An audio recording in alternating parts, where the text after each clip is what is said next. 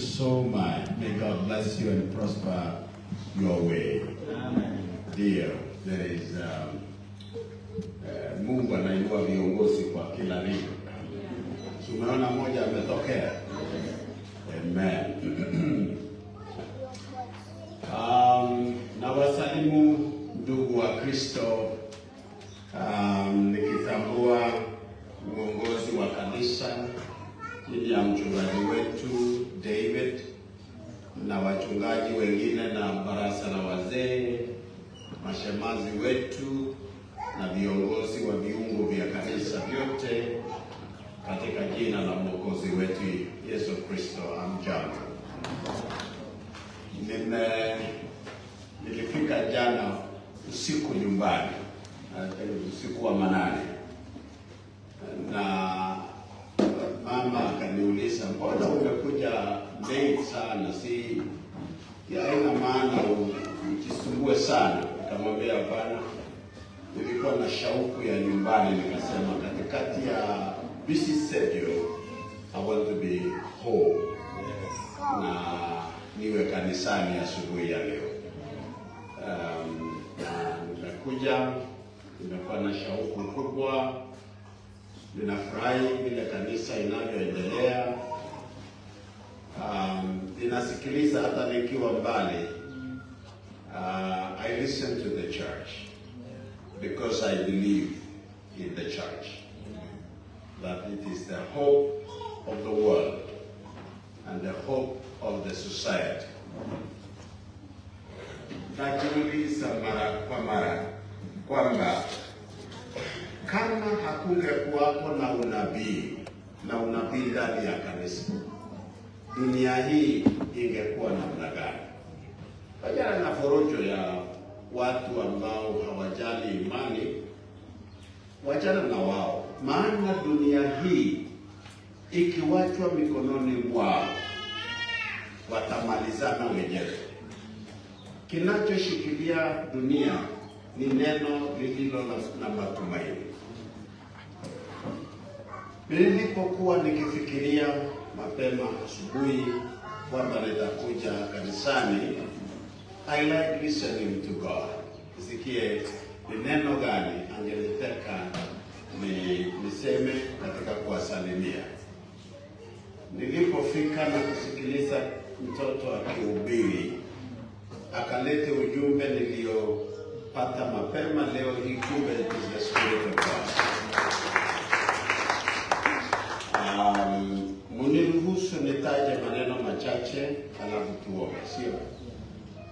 Yangu tu ni salamu na sina makusudio, kusa kidogo ya sauti. Sina makusudio ya kuwapotezea nafasi mwingi. Kanisa la mjini ni kanisa ambalo nakimbia na saa, maana wakaaji wa mji wanaishi kwa mpango. Mtusamehe leo kidogo tu, maana ni siku ya watoto. And then you can feel that we are a family church. The anchorage of the Worldwide Gospel Church of Kenya is based on one family, being the oldest institution, older than any religion, older than any nation, the family. It is the smallest unit that brings about the definition of any society. If you neglect family, you are neglecting the whole society, and you will neglect the whole nation. You shall be cast as a generation if you neglect your family. The Bible says, whoever oppresses the family will harvest the wind. Yani jini usenaka awesi yomalaka koibe yoma yani pese yome, you are going to harvest wind. A nation and a people and a community and a generation that will never place family in the very important position shall disappear from the face of the earth. Many nations that have survived And communities that continue to grow are those who are nurturing their society by taking care of their family. My father, who was a veteran of World War II, told me that there are three things that are very important, and that is freedom, dignity, and family. When I read family, I asked him why. He said, you will be an abomination in your generation if you preside over the extinction of your family. And I want to tell you something. One of the fastest growing religions in the world is Islam. In this generation, it is not growing by the sword, but they are growing by family. They are producing more children than any other movement in the world. And they are increasing their faith by taking care of their children. I've told you many times in this. I know I'm live and people are listening all over the world. And this is the truth. It is historical fact that they are growing faster than any religion. And by year 2032 or 2030, it will be either equal to Christian in number or there will be more on earth. And Christianity is shrinking. Why did Christians shrink? Their women refuse to bear children, and their men refuse to be fathers, and they have neglected the concept of family. Kwa sababu hiyo, nawapongeza sana kanisa na viongozi wa kanisa hili kutia maanani jamii nyumbani, kwamba mwatunza watoto na mkawapa nafasi hata kutuhubiria. Tusikize Mungu akinena katika vinywa vya wadogo. Yes, let our children sit down with us so that we cry to the Lord together. We show God, tumuonyeshe kwamba sisi tunamsikiliza jina lake. La pili, ndugu zangu, nimekuja nilipokuwa nikija, ninakumbuka shughuli za kitaifa sasa katika Kenya, kwamba wiki hii tunamalizia ile tunayoita enhanced registration of our people in terms of IDs and in terms of registration to be able to exercise their right to vote, which is one of the most cardinal voting. There are many other votes. Votes in cooperative society, votes kuchagua watu ya chairman ya uongozi na vitengo mbalimbali, lakini hii ni maisha ya wananchi wa nchi hii. Maana tukichagua viongozi waofu, uofu utaongezeka katika nchi. Tukichagua wavuta bangi, uvutaji wa bangi itajaa katika nchi. Tukichagua watu ambao ni majambazi, uchambazi utaongezeka katika nchi. Na tukichagua watu wenye haki, Mungu wa mbinguni ataleta amani katika taifa. Na hata Biblia inasema ombea wao. Nataka nitaje hii, maana katika kitabu cha Numbers, I'm bringing to you a question. In Numbers chapter 12 and Numbers chapter 13, imewekwa record kwamba wakati walipofika ng'ambo ya Yordani wakielekea nchi ya ahadi, Musa akanena na taifa, akaambia, ili murithi nchi inayokuja, chukua hesabu ya kila mtu na jamii yake. To settle the nation of Israel, an exercise of registration took place. Mumenisikia nimesema nini? Kusajili watu sio maneno ya watu wa ulimwengu huu.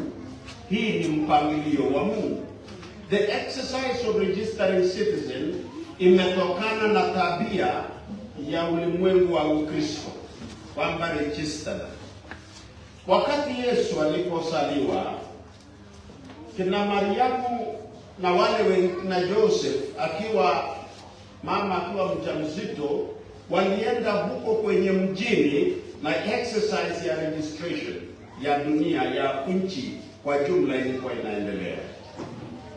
So ninawaomba ndugu wa Kristo wote tulipo nchini, tuwajulishe Wakristo wetu wajisajili, na mjisajili muwe wananchi raia, ili hesabu za taifa ya kiuchumi ikiwekwa inaingiza wewe ndani.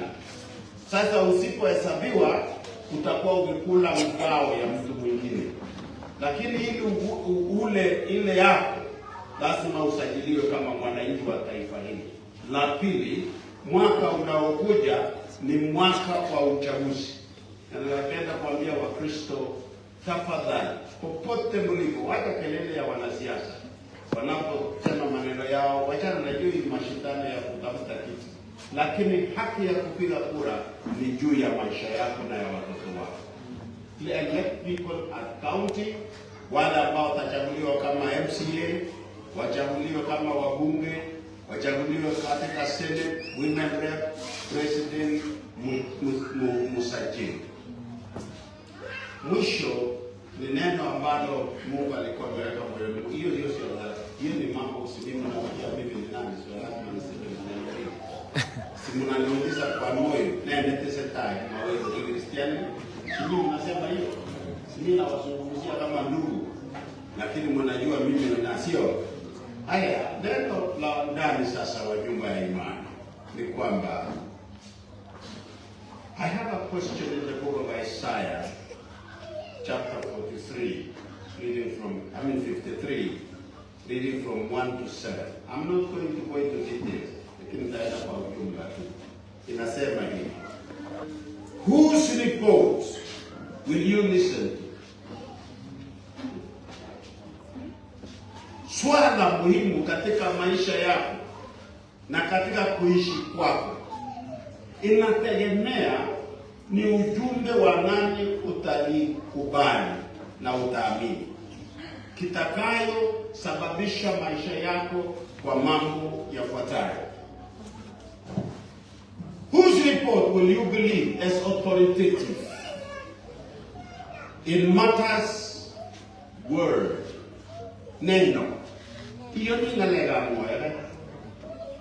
Amu, kama utakuwa ukiamini kila neno, then hautafaidika na kila kitu. Mtu ambaye aliye na faida ni yule aliye na lengo. Kuna maneno ni lazima aamini na kuna maneno lazima akatae. La si hivyo, huwezi kuwa Madam Yes, Mr. Yes. Si kila ndugu ni ndugu, na sio kila dada ni dada, na sio kila maono ni maono, na sio kila unabii ni unabii, na sio kila ushirika ni ushirika, na sio kila mkutano ni mkutano, na sio kila kuwekewa mkono ndio kuwekewa mkono. You must choose what to believe. You must choose what kind of a promise can you believe in. Ni ahadi gani unaweza kuamini? Usipewa ahadi na kila mtu na unasema ndio. Hata Yesawi when he said to hapa unakubali. Mimi angefuru. Biblia inasema kila neno lisemwalo chunguza. Watu wengi ambao wanasema saa yote sorry ni kwa sababu ya kuamini kila mtu na kila mtu. Lakini wanakuwa waangalifu. Wanasikiliza kwanza kabla hawajatamka. Katika mambo ya haki au kweli, which truth do you believe? Kuhusika na afya yako, your own health, what truth will you believe? Unajua hata upate dawa na upate kujipeleka hospitali, there must be truth that you must believe. One, lazima uamini kwamba bila afya huwezi kuwa chochote. Mali yako number one kitakayo kufanya uwe na maana dunia hii ni uchunge afya yako. You must be healthy. If you are to be productive on earth, kama utakuwa mtu wa kuwa ya kuchangia maendeleo ya dunia hii, uwe na afya. Kwa hivyo ukisikia mwili si mzuri, pay attention to it. Angalia afya yako.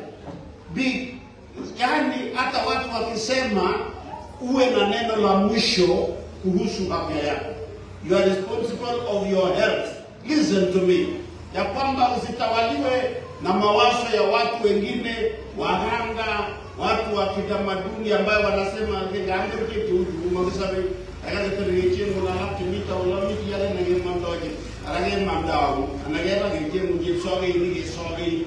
Remember, your health is your priority number one. Ime agana ya wanari agete bitole tunge tuje nimeta bagaiso mabini ni moja tu Kenya ya ndugu so magama huyu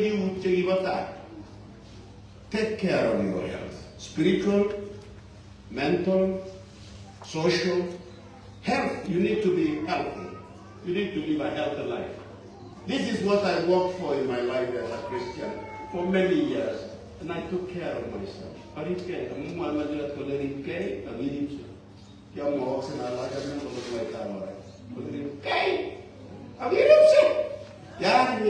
Yani it is so sharp. Nasema repay avilinse.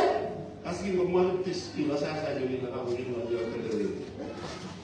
Ndugu ujilinde na uwe macho. Tunasikia hiyo neno. Pia takuwa kitu utamini kuhusu mambo yako ya kifedha. Your financial health. You need to be aware that pesa zako sio ya watu, ni Mungu amekupa utumie kwa faida yako na watoto yako na kutumika katika kuhudumia Mungu na pia kulipa ile tunaita taxes in the nation. Huwezi saidia kila mtu, huwezi Mungu. Bibi Yesu alisema maskini watakuwa pamoja nasi miaka yote. Try, God will bring one ikakaribie, saidia huyo. But be careful to take care of your finances. Have a good financial standing. I have not succeeded, but I have tried. Ndugu, linda namna unavyoshughulikia fedha zako. Hasa kama Mkristo. Usimwage pesa zako ovyo. Usikubali kila mtu ambaye anaomba wewe na anajifanya kwamba yeye. Utuulize sisi wanasiasa. Tunapeana mamilioni ya sio maelfu, ingawa mamilioni. Mpaka wenzetu ambao walitutangulia wamekuja nyumbani wakiwa maskini. But there are other brothers and sisters. Mara moja tukiingia huko, wanachukua pesa zao na wanaingiza mortgage mara moja, wanacommit all of a sudden, alafu ile nabaki ni bakshishi. Don't leave your money hanging around. There will be people who will come for it. I want to tell you, there is something you need to believe. Whose report will you believe? Report here now. There must be one that controls your financial, having the last statement, and that is yours. Chuka biashara yako. Ndugu, usianze biashara mgojo hii, tunakuta wewe umeanza vizuri sana mpaka vitu imejaa. Alafu tufike baada ya miaka kadhaa, tunakuta iko ania na kibiriti na chumvi. Unajua hiyo ndio, that is yes, inundation and sanitation. Ishara ya kwamba you are in inundation and sanitation is when you find area. Sijui kama siku bado ni area bado ndio amujui. Hii ilikuwa pilipili sana, ilikuwa inaitwa area, alafu chumvi ile ya karatasi nyeupe na chumvi nyingine ilikuwa brown ilikuwa ndani na kiberiti. Tukugabana accelerated. Tumetune Mungu apate kukubariki ili uamini story ambayo itabariki maisha yako. My sister and brother, you need to believe in that. In the book of Isaiah chapter 53, 1-7 talks about Christ and what he did for us on the cross. The whole chapter. But if you read it up to 11, you will get it more. I'm not reading today, maana dada wetu Naomi ametuhubiria. Sasa nikuhubiri tu, I'm just commenting. That this is what Isaiah said. Who has believed our message? To whom has the arm of the Lord been revealed? Today, I want you to believe as a final authority. Believe in God. Final authority. God's report is the anchor of our Christian life. Yani, tunaweza kubali kitu chochote, lakini ikifika mahali neno la Mungu nafuia, hata sisi tunafanya nini? Tunasimama. May the word of God be final in your life. May what God says be the final statement. Katika Quran imeandika kwamba kumheshimu Allah peke yake na uinamie peke yake. It is very difficult for a Muslim even to bow katika parliament yetu, lakini badala yake anafanyia mkono tu. Ile inabaki ili kuinamia Mungu. Sasa yeye anainamia huyo, na yule aliyekufa na kufufuka kutoka kaburini tunastahili kumuinamia mara ngapi? We must have God as an anchorage for the final statement in our lives. Amen. Jambo la pili, inafaa ujiweke katika barabara ya wenye haki. Let us trust na tuamini neno la mtu mwenye haki, mtu anayeogopa Mungu. I will believe a Christian all the time. Hata kama ana mapungufu 2, 3, I will always believe. Ayali tukjet, awali kameti. If our tenyano na tenye, huayo ni amui Mungu. It is very important that because you fear God, people will trust you. Make yourself trustworthy. Hata ukipata nafasi Mungu akikuweka mahali fulani, uwe mtu wa kuaminika. Hebu sikiza vile ndugu wetu Solomon alisema. Proverbs 10:21. Sema, the lips of the righteous nourishes many, but fools die for lack of sense. Naona Mungu apate kuwabariki. Kumbuka hii, watoto wetu mkienda shule kesho kutwa majority. Najua tumekuwa siku nyingi tangu nimebana na mambo ya shule. So mkienda, choose to believe the report of the Lord. Amen. Don't give yourself to lies of the world. So you must ask, if someone say thank you, that's a simple thing. Don't say yes, thank. Ask him, why are you thanking?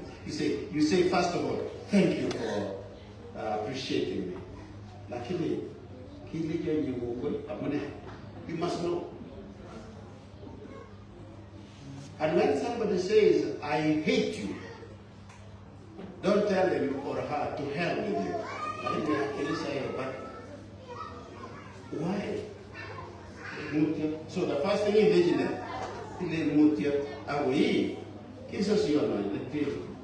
Just know something before you do what? You believe in it. When somebody says, I want to help you, you must ask yourself,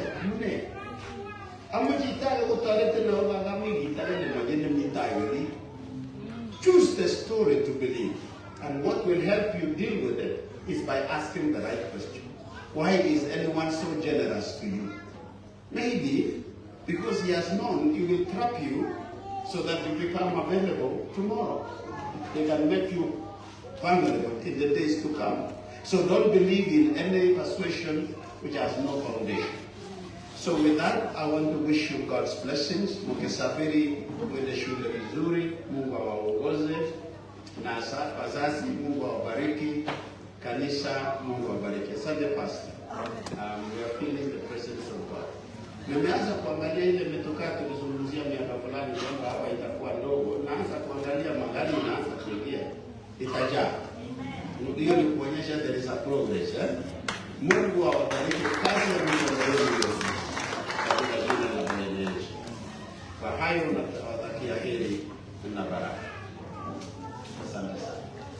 So, what did you want me to do, Pastor?